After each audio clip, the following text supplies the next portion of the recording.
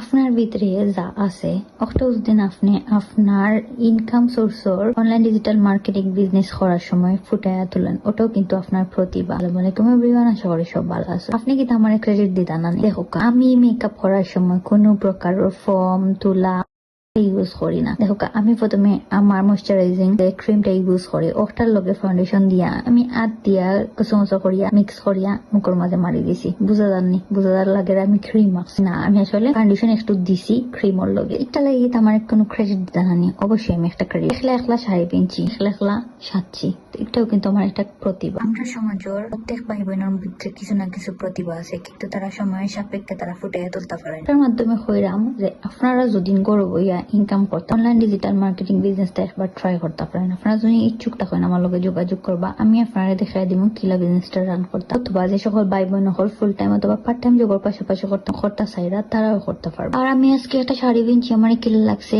Comment বক্সে জানাইবা। Thank you watching for my video. আসসালামু আলাইকুম।